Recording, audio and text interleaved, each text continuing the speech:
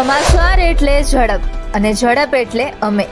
કવરેજમાં ક્યાંય પાછળ નહીં, હંમેશા એક પગલું આગળ. દેશ દુનિયાના સમાચાર, રાજનીતિ, સમસ્યા, વ્યાપાર, રોજગાર, તમામ સમાચારો પર રહેશે અમારી નજર. ગુજરાતની દરેક ઘટના તમારા ફોનમાં સૌપ્રથમ માત્ર V18 ન્યૂઝ પર. જંબુસરના આમોદ શહેરમાં વિકાસ કાર્યોને નવો વેગ મળ્યો છે.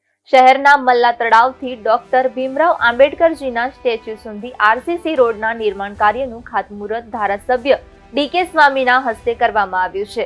આ રોડના નિર્માણ માટે આશરે 70 લાખથી વધુની રકમનો ખર્ચ થશે, ત્યારે જિલ્લા પંચાયત દ્વારા કામ માટે ગ્રાન્ટ ફાળવવામાં આવી છે. આ રોડ તૈયાર થવાની નાગરિકોને સુવિધાજનક, સુલભ બનશે, તેમજ મલ્લા તળાવ વિસ્તારના સૌંદર્યમાં પણ વધારો થશે.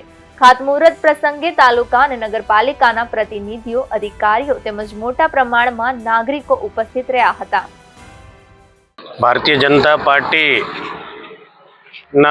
સૌ આગેવાનો દ્વારા, જેમાં આમોદ શહેર તેમજ આમોદ તાલુકાના સૌ કાર્યકરો દ્વારા જિલ્લા પંચાયત દ્વારા મંજૂર થયેલ મલ્લા તળાવથી સંવિધાનના રચયિતા એવા બાબા સાહેબ આંબેડકરના સ્ટેચ્યુ સુધીનો જે RCC રોડ છે એ મંજૂર કરવામાં આવ્યો, જે 70 લાખથી વધુ રકમનો આ રોડ બનવા જ્યારે જઈ રહ્યો છે, ત્યારે આજે સર્વોદય સોસાયટી પાસે આજે ભારતીય જનતા પાર્ટીના સૌ કાર્યકરો દ્વારા એનું ખાતમુહૂર્ત કરવામાં આવ્યું.